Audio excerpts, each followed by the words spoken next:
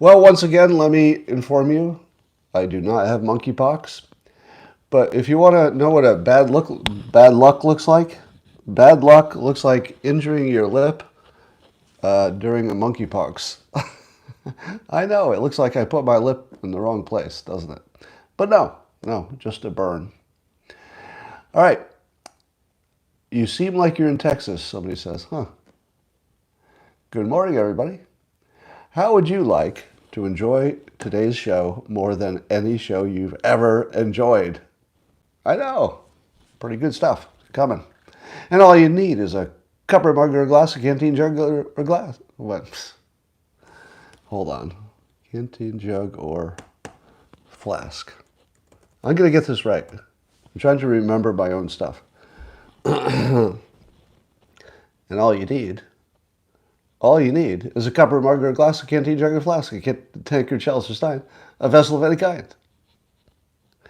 Fill it with your favorite liquid. I like coffee. And join me now for the unparalleled pleasure, the dopamine the other day, the thing that makes everything better. It's called the simultaneous sip, and it happens now. Go. I apologize for my dainty cup. This is no way to drink coffee. No, coffee does not go in a dainty cup unless you're visiting the Queen. And even then, you should be drinking tea. So there's no right time for a little teacup.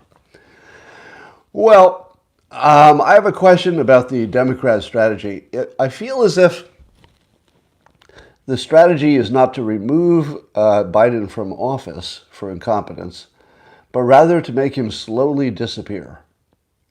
I feel like that's the strategy. For example, first he got COVID, and then he had to quarantine, so that was good. But then he got out, and then they said, well, we're going to have to give him COVID again. So he gets COVID back to back. But what I'm expecting is somewhere around the end of this next quarantine period, I think we're going to hear that he has something called serial COVID. Serial COVID. It just keeps coming back. And he's probably got a comorbidity of TDS. So if you add the comorbidity of TDS to the serial repeating COVID, well, Joe Biden is just going to have to hide in his basement forever. Now, I'm not sure about this next part, but does it seem to you he's getting thinner? Has anybody noticed he seems to be getting thinner? He was always quite fit, but he seems to be getting thinner. I think they're feeding him less. Yeah, I think they're slowly trying to make him disappear. Like they'll feed him a little less, and he'll just get a little smaller. And one day you'll see a video of him in his basement. He'll be like 85 pounds. And, it's not until you get down to like 65 pounds that you can, say he's actually gone. But I think the cat is on the roof. They're slowly trying to disappear him. First his public persona, and then they'll shrink him with lack of food until he's a little ball about this big, and they'll have, just keep him alive with tubes and stuff. I feel like that's the strategy. I don't know, I'm just guessing. Well, what do you think would happen in a hypothetical matchup for president between Biden and Trump if it were to happen today? What do you think a Rasmussen poll showed? Let's see if you're smart. Who do you think would win as of today? Well, according to Rasmussen, if the election were held today, 40% of likely voters would vote for Biden and 46% would vote for Trump. But another 10% would choose some other candidate if it were just those two and somebody else. 10% for another candidate. So what do you think of Yang's new political party? Who is he going to take votes away from? I think I heard somebody say he would take votes away from Republicans, but it was the Republicans who were going to vote for a Democrat anyway. I don't know, maybe. Yang will yank votes. It's hard to see how it's helpful, but maybe. If Yang can control 10% of the vote, he's a kingmaker, right? So it's not a bad strategy. If, you've got all these sort of in-between confused people. What if? Let's just do a what if. What if Yang's real play is to only try to control the sensible people. Because there aren't that many of them. I'd say about 10%, maybe. If 10% of the country are identify with a political party, but they're willing to listen to a better argument, it's about 10%. He could control the whole country like Joe Manchin. So everybody who says this Yang thing is just, a sideshow and no importance, it's not a sideshow. It's an insurrection. Legally. But it's an insurrection in concept, in the sense that if he succeeds, he will be effectively the president, just by having a third party that actually makes sense. And here's something that I think Andrew Yang could do that so far nobody else was able to do. Be reasonable. Nobody tried that yet, all right? Nobody really tried being reasonable yet. There have been third-party attempts, but they always seemed, sort of ideologically driven.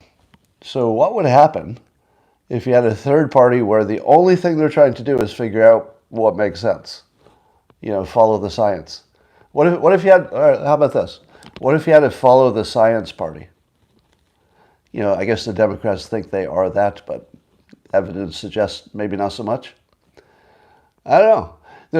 So I think if you ignore this Yang situation, you do it at your peril. Because if he gets just 10% of people on board, and it's the reasonable people who could switch sides in a situation, that's real power.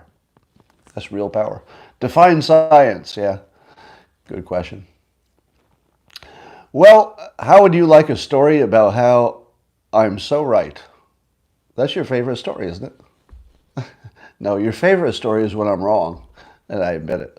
I know how you are. You'd rather me be wrong. But I'm sorry. I'm as right can be, because it turns out that there's a new Harvard University study, and they tried to look into the motivations of the Capitol rioters. Now, they used an interesting term here, rioters. So I don't know if that excludes people that they thought were just protesting. So I have a little question about how they define that. But they found out that only 8% of the people who they called rioters believed they were there for an insurrection, and 92% of them believed they were there to save the democracy, save the republic. Now, is there anybody you know who said, hey, I think that J6 committee is making us think past the sale? The sale is, what did the people who were at the event believe? Because they started with, they want an insurrection, and then let's look at all the facts. No, you don't start with, they want an insurrection. That you have to demonstrate that. And when anybody did, well, I guess this is probably the first one. I don't think there's been another. Correct me if I'm wrong. But I don't think there's been another study, and certainly not from Harvard University, which at least the left would be inclined to believe, that says that basically 92% of their people believed Trump, that there was some sketchiness to the election, and that they were there to fix the sketchiness. They were not there to overthrow the government. They were there to fix it. Now, what does the January 6th committee and all of the mainstream news do with the fact that the very foundation, the most important part of their narrative, has collapsed and it was destroyed by their own side? If you call anything coming out of Harvard left-leaning, and I think you could make that assumption. Now, even the person involved in the study said he was quite surprised. He was surprised.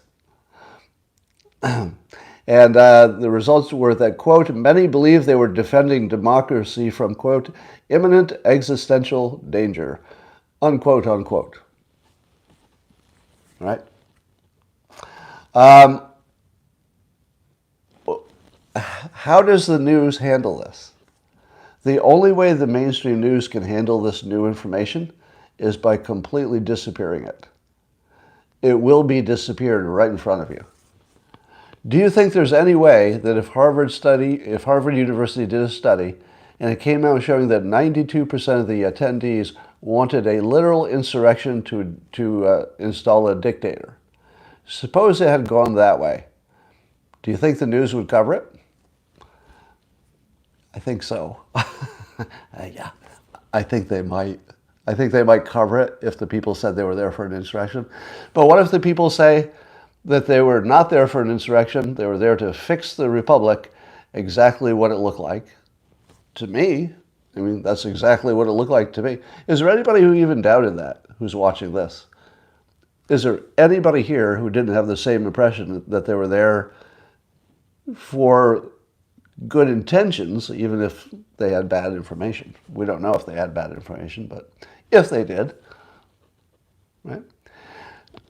So this is fascinating. The degree to which the fake news no longer needs to pretend is sort of stunning, isn't it? Are you surprised that the fake news doesn't need to pretend anymore? They're really not trying to hide this. This is not hidden at all. Well, it's hidden in the sense that you'd have to go to Breitbart in this case. So I found out about the Harvard study by looking at Joel Pollak's article in Breitbart. And Jonathan Turley's been on this point as well. Now, let me ask you this.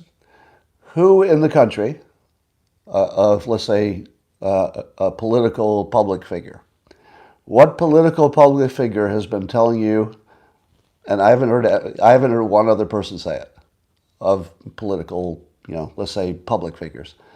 What other public figure told you that they were thinking past the sale and that the most important question is this? What were they thinking when they did it? It was only me. Right? I'm not wrong, am I? I believe it was only me. In the whole fucking world, I think it was only me. That's why you watch me. All right, and then I've got a second question about the 8% who did think they were there for an insurrection. Do you think that if you really drilled down with the 8%, that you would find out that they really wanted an insurrection? Maybe. Yeah, I know some of you saying the 8% are feds. That's funny.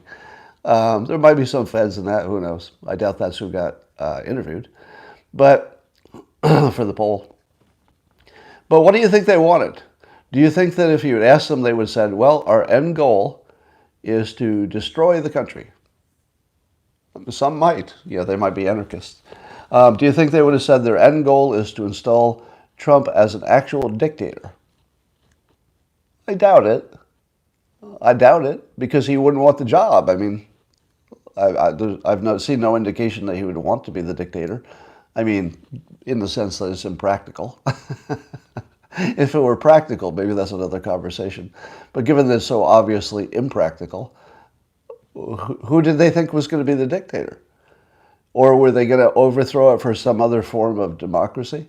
See, if you drill down on the insurrectionists, I think you would find out that they're either literally crazy, or what they wanted was a little bit closer to fixing the republic after all.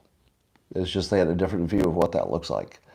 I feel like the insurrectionists were probably closer to the regular people than we think.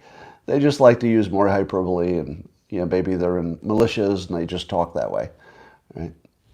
And the other thing that I've been saying forever that the Democrats don't seem to recognize is that there's a way that Republicans talk about overthrowing their government that is, first of all, very healthy, because we're always, Republicans are always on the verge of, don't push us, don't push us. That's a healthy tension. But it's never that serious, in my opinion. They're not really that serious about overthrowing the government. They're just making it clear that there's a line. Don't cross that line. All right, here's my next fake news story from Newsweek. I'm not sure if this is, I'll call it fake news. It's in the category of fake news. So here's the title of the story. Tell me what you think the story would be about if you saw this headline in Newsweek. Fentanyl surge started and peaked under Trump, despite the GOP blaming Biden. Wow, the fentanyl surge started under and peaked. It was the highest under Trump. Wow. So what do you think that story says?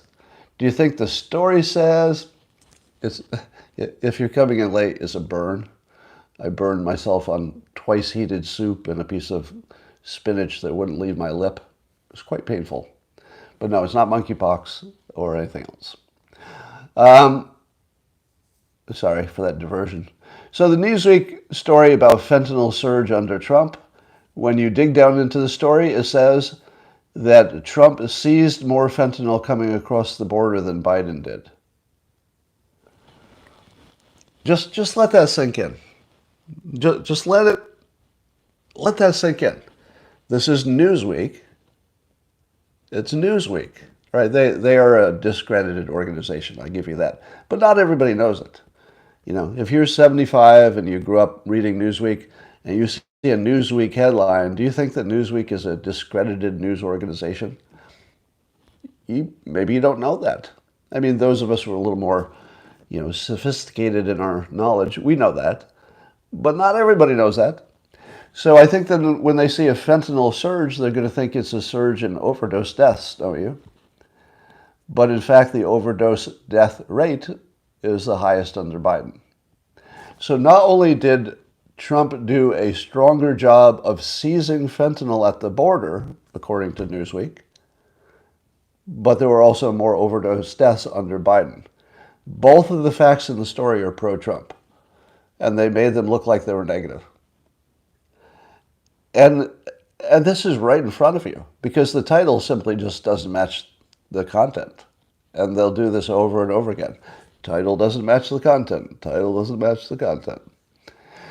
All right, here's another fake news and of CNN. So I love learning who the opinion hit piece people are. So there's this guy, Dean Obeidallah. I might be pronouncing it wrong, not intentionally. Who does opinion pieces for CNN. And he's often a Trump attack dog. He'll just attack Trump for anything, and Republicans.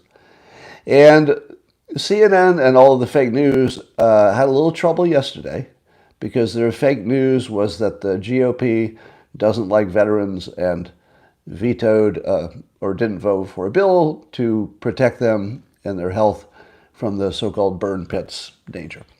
And of course, because Jon Stewart was saying that the GOP voted against something that they had recently voted for, it looked like it was all political, and they were painting the GOP as a bunch of political bastards who didn't really care about veterans. What do you think the real story was?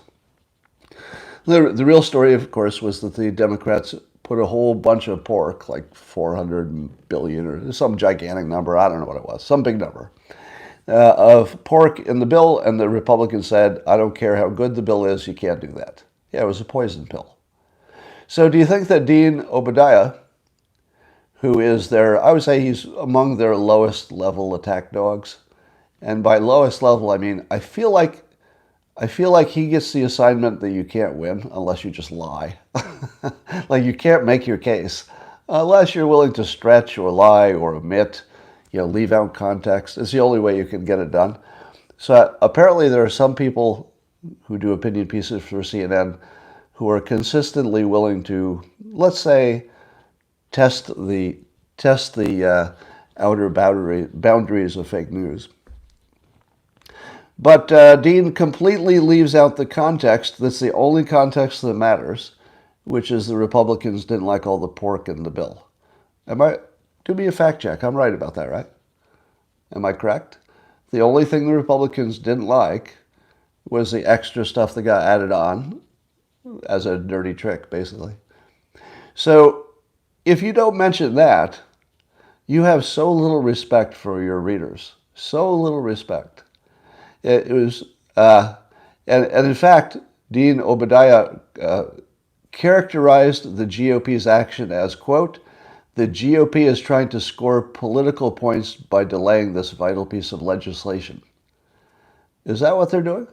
They're trying to score political points by making themselves look bad, but stopping pork. It looks like it's exactly the opposite of that. What this looks like is that politicians put their own benefit lower than the country's.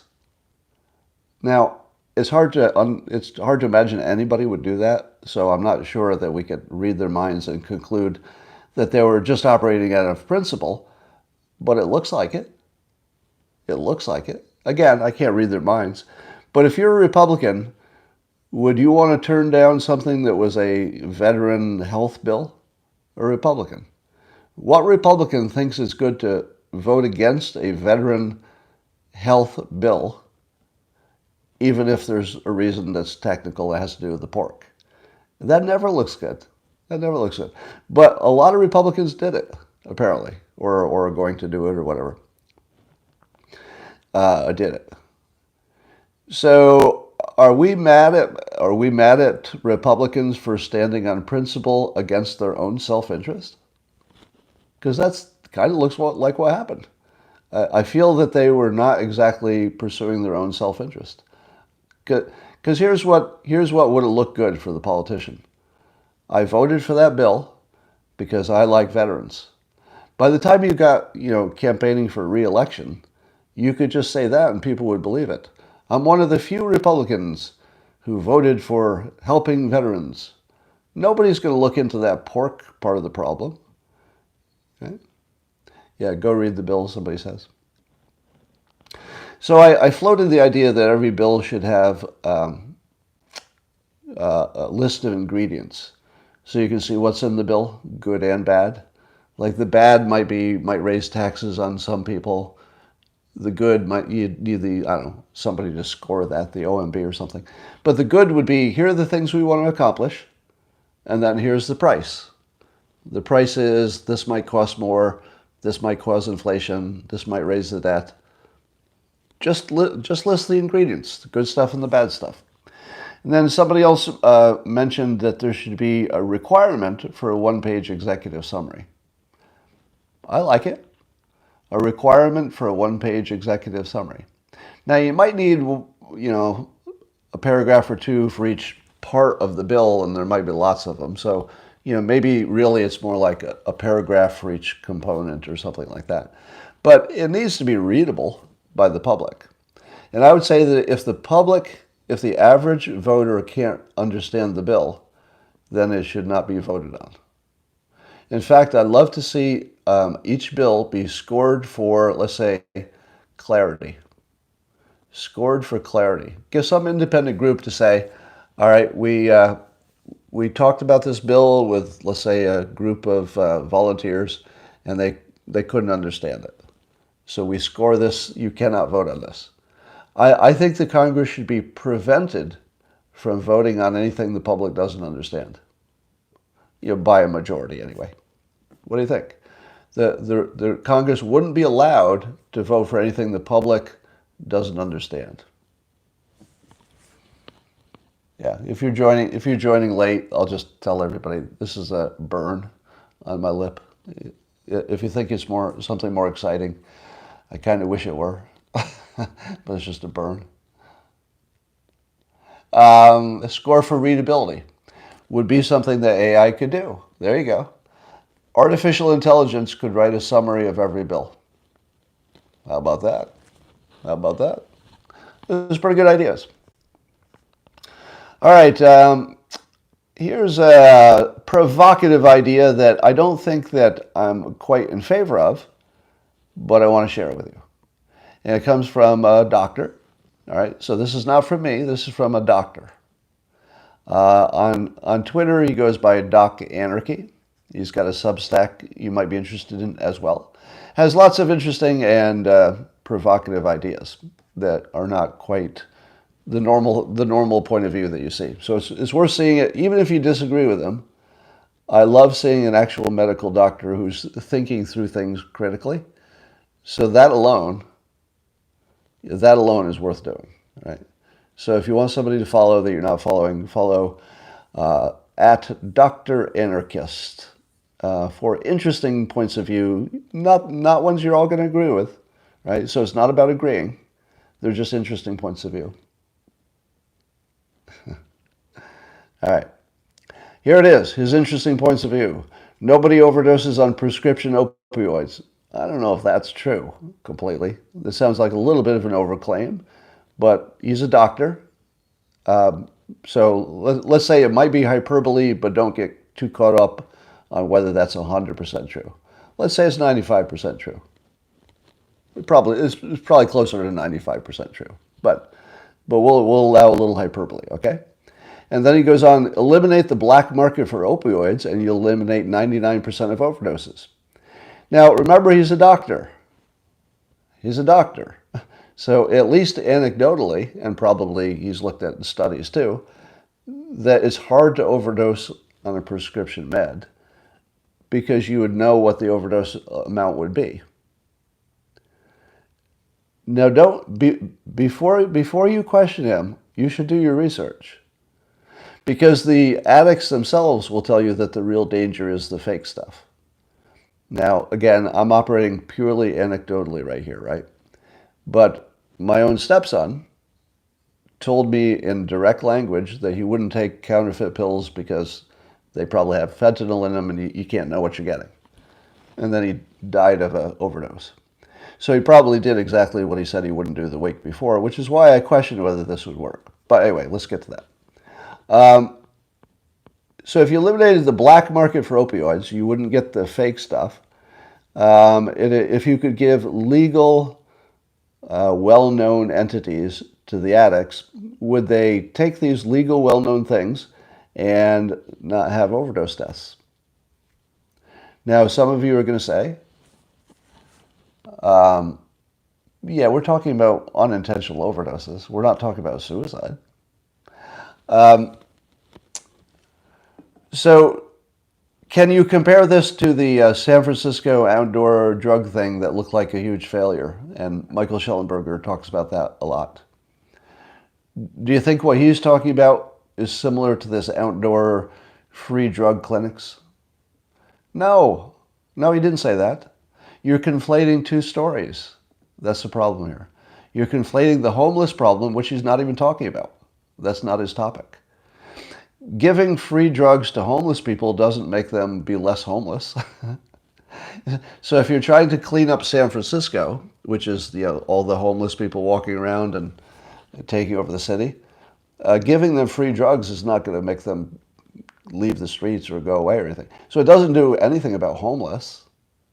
But what I don't know is if it reduced the number of overdoses. I haven't heard one way or the other, so I don't know. But what Doc Anarchy is talking about is really just a narrow point that if the only kind of opioid that was available, and let's say there was some way to make that happen, if the only kind available was high quality control, that alone would eliminate 99% of overdose deaths. What do you think? Now, let me be coldly analytical here. What would happen if you stopped 100,000 addicts per year from dying? Right? Now, this is going to come back to me, so do not think I'm exempting myself from the following point. I'm not. I'm in this point. If you let 100,000 addicts live every year, are you better off? Now, I obviously would like my stepson to still be alive. But are you better off? I hate to say it, but you're not better off. I might have been better off because I love him, right? So I loved him. So I might be better off because I would prefer it. But would you be better off with my stepson back in society? Not even close. Sorry. If you want to be honest, you would not be better off with him in society. He was not adding. He was just purely subtracting. Sorry. People loved him. I mean, he was popular and lovable and stuff. But he wasn't going to help. So you have to ask yourself even if you could get what you wanted, do you really want it? Because that's a fair question. It's a fair question. Now, I do think that some kind of ethical, moral consideration suggests that keeping them alive would be the better alternative, and that would be a reasonable point of view. But you can't ignore the fact that keeping alive 100,000 liars has some impact. Because remember, all addicts are liars. You know that, right? If you see somebody who's lying about everything, the first question you should ask yourself is, what drugs are they on? Because often people who are lying about everything are covering a drug pattern. So always look for that. Sometimes lying about everything means you're a narcissist, And sometimes it means you have a drug problem, and sometimes it means you're both. I made the point that insurance predicts all. This is a point I've made a number of times.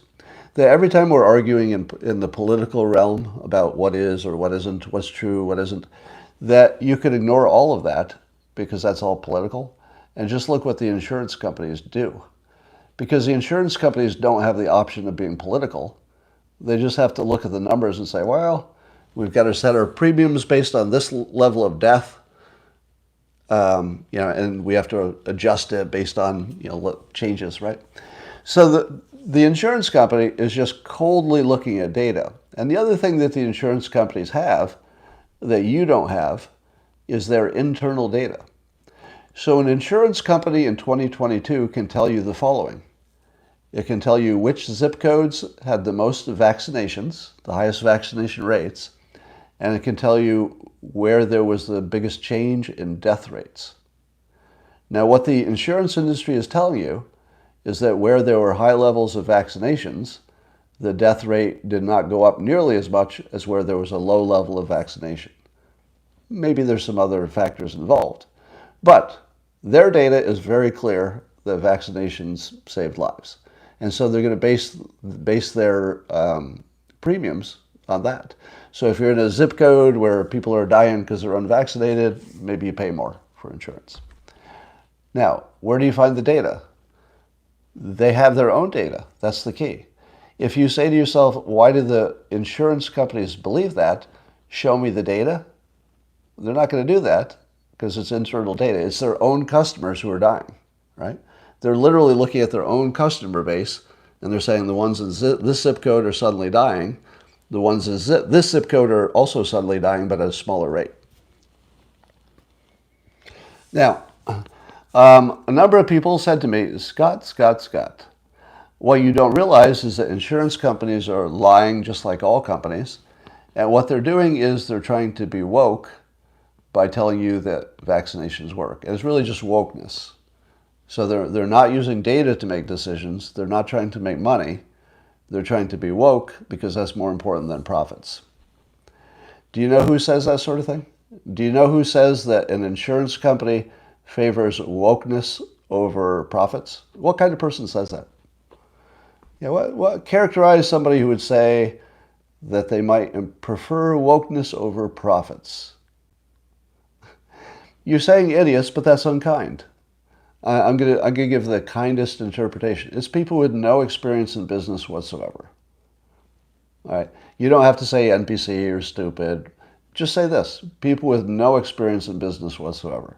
I don't believe there are any experienced business people who would say that an insurance company is going to put itself out of business to serve wokeness. I don't think so.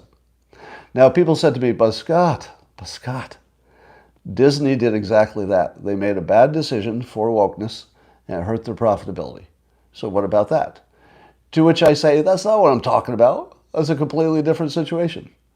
Yes, companies will make public PR statements that are for wokeness. But that doesn't mean they're intentionally destroying the engine of their economic survival. If an insurance company starts pricing things incorrectly, they go out of business. They have to price correctly based on their data or they can't stay in business. That is completely different. Staying in business versus saying some things in public you think will sound good, but you hope it won't hurt you too much. Disney made a gigantic mistake, but they didn't do it intentionally. They did not intentionally destroy their business or degrade it by doing something like that. I don't think they quite saw the DeSantis pushback coming. So to imagine that it's similar that somebody accidentally hurts their business by saying things they think wouldn't hurt, but it did, that's completely different from an insurance company saying, look, we'd better make ourselves super unprofitable or else we won't look woke enough. That's not happening. That's not happening anywhere, ever. Ever. No insurance company behind the scenes is going to tell you, well, behind the scenes they're going to make money. They wouldn't be talking out loud to help themselves in this case. Do you think? Yeah, I feel it would just hurt them if you knew what they were doing. They're just trying to make money. Period. All right. There is something called, and I don't know too much about it, some kind of the QPARQ framework for having rational discussions without all the crazy stuff that happens. I saw Brett Weinstein talking about it, and I think he invited Sam Harris to be part of it. And the idea is there's this useful framework for debating, and if you use the framework, and I think there's some software that helps you work through it or something. I don't know all the details. But the idea is that you could use some third-party format to keep two people on a sane and reasonable debate. What do you think of that? Suppose the technology works. So let's take an assumption. I don't know that that's true, but let's say that technology works. Will this change everything? Because now you'd have a way for people to debate, getting rid of all the crazy parts, so you could actually see the debate. No, it won't. Do you know what's wrong with this problem? It solves the non-existent problem. Because the reason that people say crazy things during debates is that they don't want to say the real thing. The real thing doesn't help them. The reason people lie is that the truth doesn't give them power or entertainment.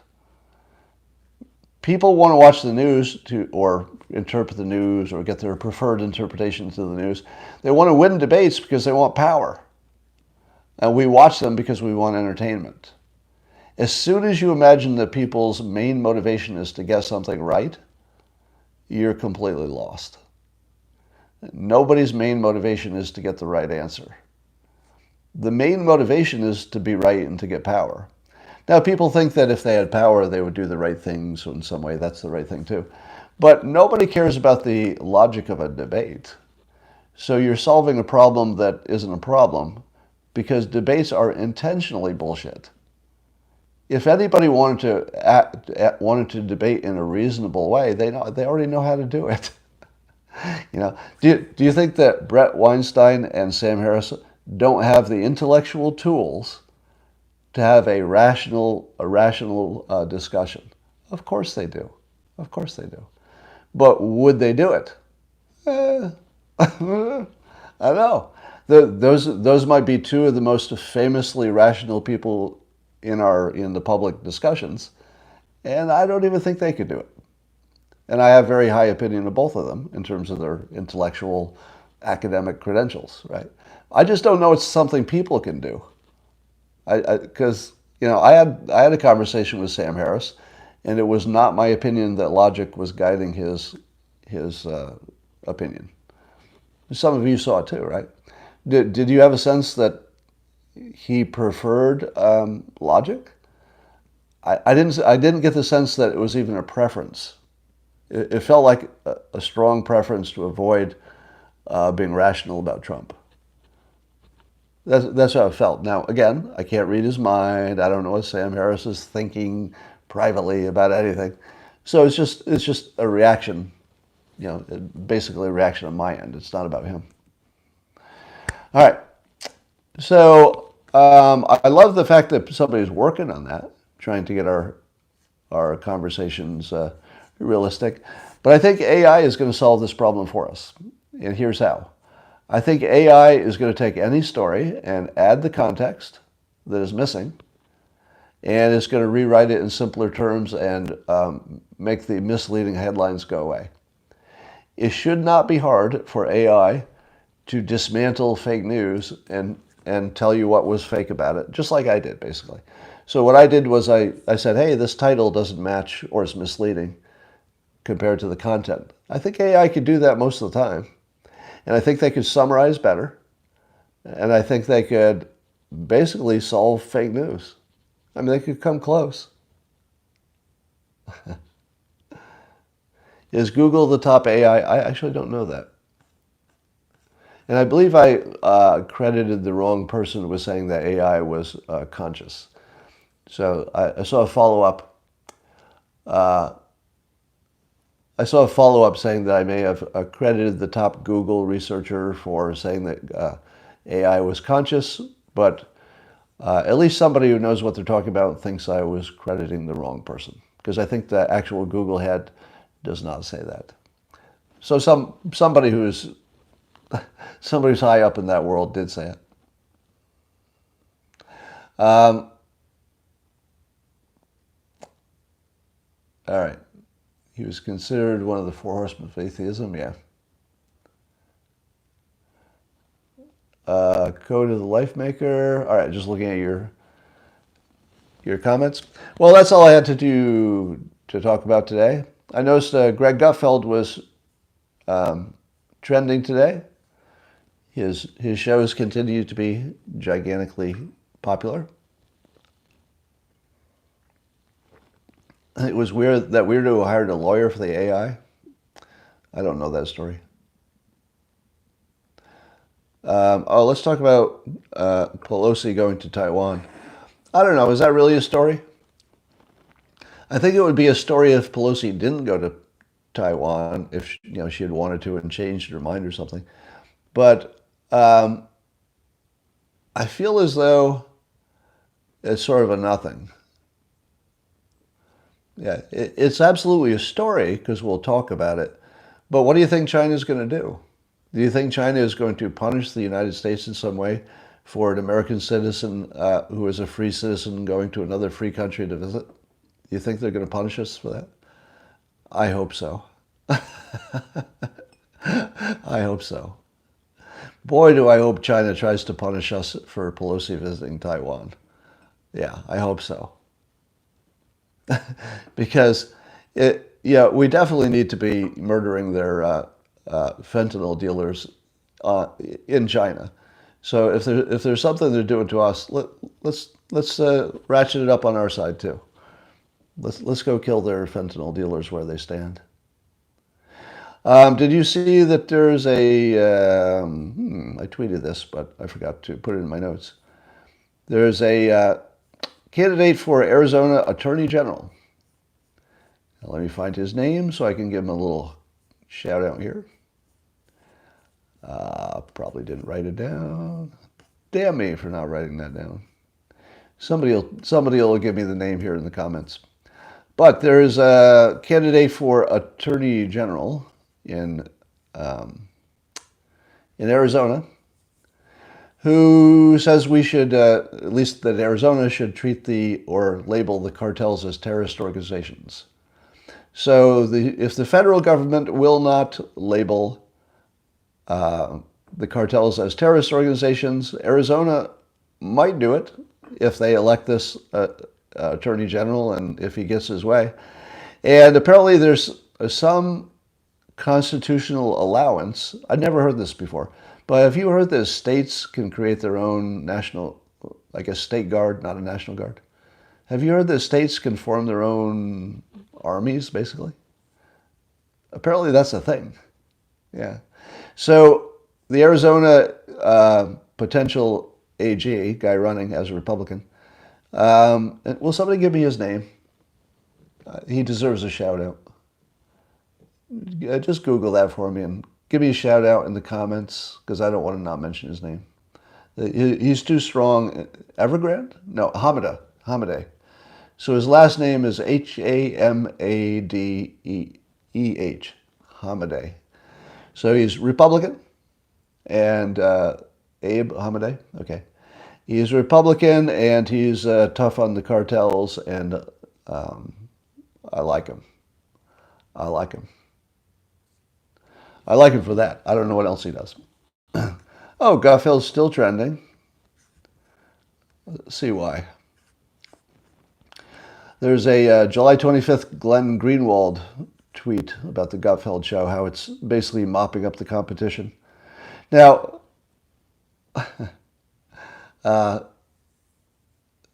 so it's fun to watch him succeed. I hope you're enjoying it as much as I do. All right. Here's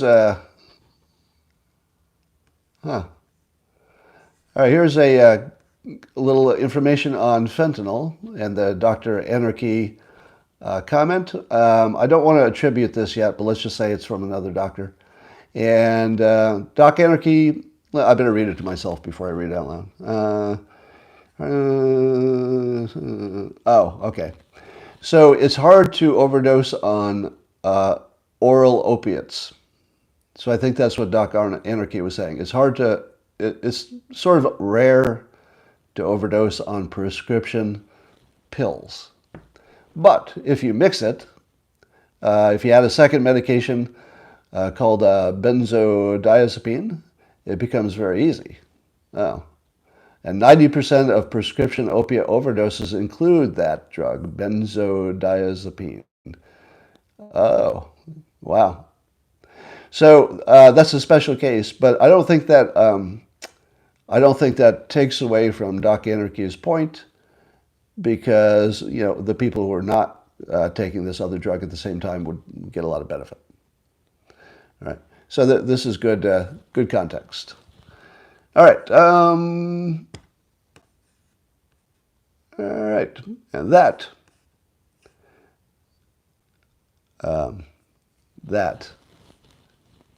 is what I had to talk about today.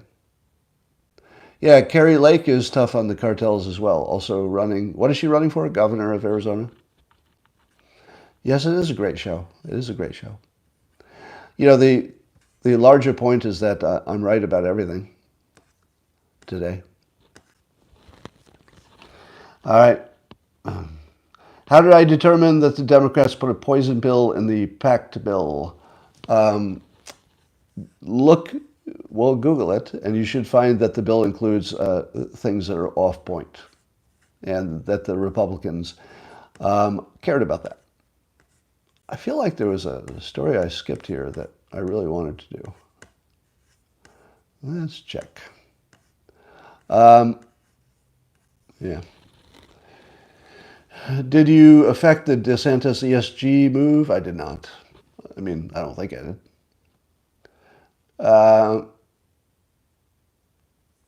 Okay. What's my prediction for China's response? I don't know. I think it's going to be symbolic. I don't think China's response will affect you as a citizen of the United States. I feel like they might do something like move some warships around, or, talk differently. I don't know. I just don't think it's going to be anything. They have to push back the famine coming. I'm going to vote against the famine based on the Adams law of slow-moving disasters. Now, I know this one's special because you can't grow food very quickly. So if the food you grew doesn't produce, that's not really a quick turnaround fix. I get that. But I'm going to vote against mass famine. Now, I don't know that I'm right, so I'm not going to put 100% on this one. Yeah, I usually don't. But I'd say I'm going to put a 90% odds of no famine. And the reason is that humans are just really, really good at responding to a known problem with enough time to respond. And one way or another, I feel like we might be able to, get by. Now, I don't think the famine is for the first world countries. It's going to be for who can't afford to pay massive prices to get the limited food. But I feel like we'll figure out how to keep them alive long enough to get the next crop going. That's what I feel. But we'll see. Yeah. Africa could be tough in Africa. I don't want to minimize the risk, but I'm confident we'll figure it out. Micro lessons on how to make a killer tweet. I can do that. I feel like maybe I have. All right. And is there any topic I didn't cover that you just desperately need me to?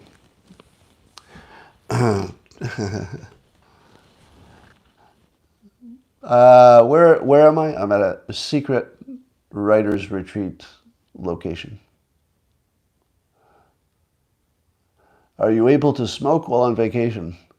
No comment. MTG was acquitted of what? I didn't even know there was anything going on. Market index? Was the market up or down? Make the sun bigger. Well, Well, I could probably tell you now what makes a killer tweet. You want your killer tweet to be short and something that people would want to say to their friends so they can remember it easily. So it has to be short and clever. It has to be on something that's in the headlines or people are really thinking about right now. I burned my lip. It's not a monkeypox or a weird disease. It's just a burn. All right. And you should always be clever and provocative and ideally say something that's not quite true. If you say something that's provocative and sort of almost true but not quite, you're going to get more energy because people will want to, argue about how true it is. Yeah. All right. How about less about me? maybe let's talk less about me for a while. All right. Talk about Trump's misspelled tweets. I think the misspelled tweets are not intentional, but I think he leaves them intentionally, which is different. There have been a number of times that I've had a typo in a tweet, and I've decided to leave it because it was getting attention. So I think that's all that's happening. Is Japan safe? Probably. Give us the women's version of the men's secret lesson. I don't know if I could. I think Covfefe was probably just a pocket dial. No hints. All right. What was your inspiration for writing God's Debris? If you don't know, I wrote a book called God's Debris. Came out about the same time the Twin Towers were falling, I think.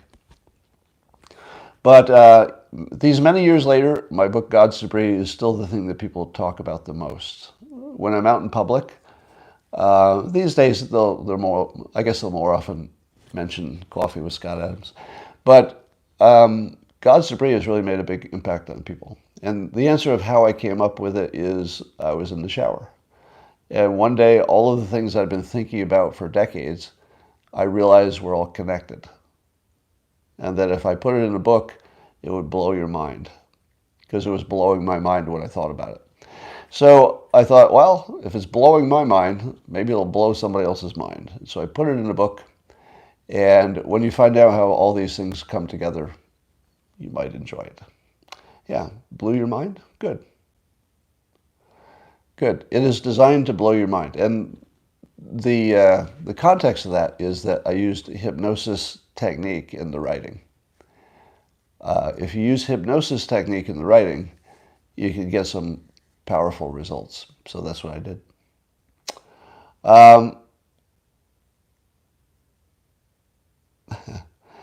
That's my balcony. That's not a fence. All right. 2001 Space Odyssey, terrible movie. 2001 Space Odyssey is one of the all-time worst movies. I would like to reenact a scene from the movie 2001 Space Odyssey. Now, don't get bored. Don't get bored. This is pretty interesting so far, isn't it? Don't you like how the plot is moving forward? Wow, look at that ship. Still. Is anybody going to talk in this fucking movie? When do we stop looking at this fucking thing? We've looked at this same fucking thing now for 10 minutes. That's my description of 2001. Literally one of the worst movies ever made. The other worst movie was Titanic. If you recommend somebody watch Titanic, you're an asshole. Because no matter how much you like Titanic, it's way too long, and it doesn't have a good ending.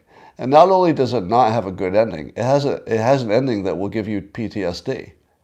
Why are you going to spend 3 hours to give yourself a lifetime of PTSD? Dumb. Don't do it. Titanic, terrible idea for a movie. You know what's worse? Schindler's List. Oh my fucking God.